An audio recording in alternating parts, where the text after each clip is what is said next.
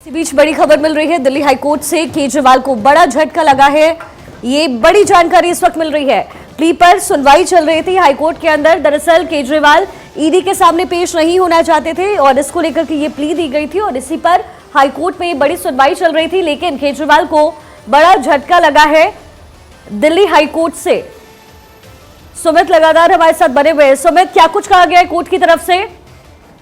देखिए, जिस बात का अंदेशा एक तरह से जताया जा रहा था कि मनी लॉन्ड्रिंग मामले में फिलहाल कोर्ट का हस्तक्षेप नहीं रहता है, वही दिल्ली हाई कोर्ट ने भी आदेश दे दिया है।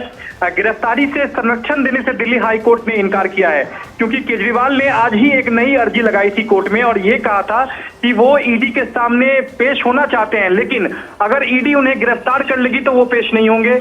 ऐसे में उन्हें गिरफ्तारी से संरक्षण दिया जाए तब वो ईडी के सामने पेश हो सकते हैं। लेकिन दिल्ली हाई कोर्ट ने इस मांग को ठुकरा दिया है। केजरीवाल को लेकर जो गिरफ्तारी का जो संरक्षण मांग रहे थे केजरीवाल, इस मांग को दिल्ली हाई कोर्ट ने ठुकरा दिया है। यानी कि सीधे तौर पर कहा जा सकता है कि मनी लॉन्ड्रिंग मामले में अब ईडी जो है वो स्वतंत्र है, जांच के बाद यानी कि पूछताछ के बाद गिरफ्तार कर सकती है, क्योंकि 9 सम्मन भेजे जाने के बावजूद भी अब तक केजरीवाल ईडी के सामने पेश नहीं हुए हैं। और आज जब सुनवाई हुई तो हाईकोर्ट ने तमाम सबूत जो है जो केजरीवाल के खिलाफ थे वो भी दस्तावेज अपने पास मंगवाए थे। उसे देखने के बाद हाईकोर्ट ने यह आदेश दिया है कि गिरफ्तारी से संरक्षण जो है वो दिल्ली शराब घोटाले के जुड़े से मनी लॉन्ड्रिंग मामले में नहीं दी जा सकती है, क्योंकि ईडी इस मामले में जांच एजेंसी है और जब तथ्यों के आधार पर, सबूतों के आधार पर जब ईडी इस मामले में जांच कर रही है तो इस ऐसे मामले में कोर्ट का दखल नहीं हो सकता है।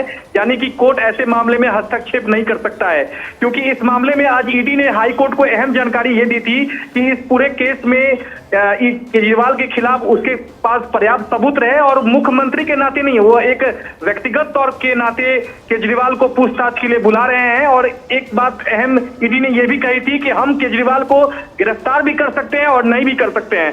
दोनों बातें जो है ईडी ने हाईकोर्ट में कही थी। और क्या सुमित कोई नई तारीख भी दी गई है अगली सुनवाई के लिए?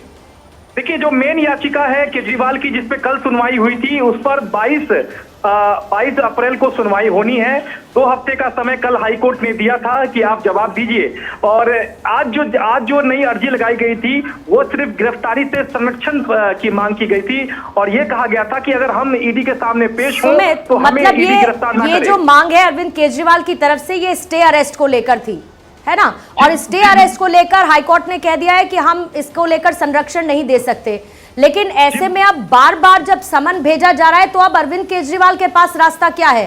पेश तो अब उनको होना ही पड़ेगा ना 9वें समन के बाद। जी बिल्कुल। देखिए, आज हाईकोर्ट ने भी एक अहम सवाल पूर्णिमा ईडी से किया था कि आप केजरीवाल को गिरफ्तार क्यों नहीं कर रहे हैं? आप बार बार समन क्यों भेज रहे हैं? आप किसके आदेश का इंतजार कर रहे हैं? आपको किसने रोका है? ऐसे कई सवाल थे, हाईकोर्ट ने आज ईडी से पूछा था।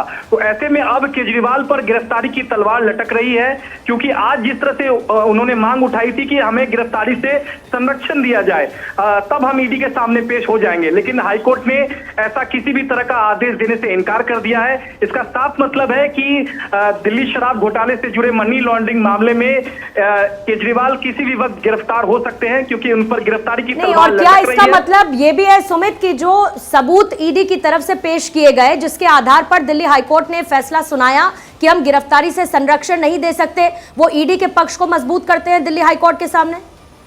जी बिल्कुल। देखिए, तमाम मटेरियल्स जो हैं, तमाम साक्ष्य दस्तावेज जो हैं वो आज ईडी ने हाईकोर्ट को सबमिट किए थे। 2:30 बजे दोबारा सुनवाई जब शुरू हुई थी तो ईडी ने कहा था कि ये जो दस्तावेज हम हाईकोर्ट को दे रहे हैं वो कम से कम केजरीवाल को ना दिया जाए। ऐसे में अब इस पूरे मसले को लेकर आपको याद होगा जब सुप्रीम कोर्ट में सुनवाई हो रही थी तो सुप्रीम कोर्ट ने भी पूछा था कि जब शराब घोटाले में लाभ का पैसा आम आदमी पार्टी को पहुंचा था तो आम आदमी पार्टी को इस मामले में आरोपी क्यों नहीं बनाया गया? ईडी ने सुप्रीम कोर्ट को बताया था कि हम आने वाले दिनों में आम आदमी पार्टी को आरोपी बना सकते हैं। इसका मतलब आप समझ लीजिए कि आम आदमी पार्टी के जो कन्वीनर हैं वो अरविंद केजरीवाल हैं और संभवतः अगर पूछताछ होगी तो गिरफ्तारी की तलवार उन पर लटक रही है। और इस मामले में अगर आम आदमी पार्टी को आरोपी बनाया जाएगा तो सीधे तौर पर केजरीवाल इस मामले में आरोपी होंगे। तो ऐसे में अब गिरफ्तारी की जो तलवार है वो केजरीवाल पर लटक रही है हो सकता है, क्योंकि कल सुप्रीम कोर्ट में होली की छुट्टी हो जाएगी कल के बाद, तो हो सकता है वो आनन फानन में सुप्रीम कोर्ट का भी केजरीवाल रुख करें। लेकिन ये सीधे तौर पर कहा जा सकता है कि दिल्ली हाई कोर्ट से अरविंद केजरीवाल को फौरी जी। तौर पर राहत नहीं मिली है।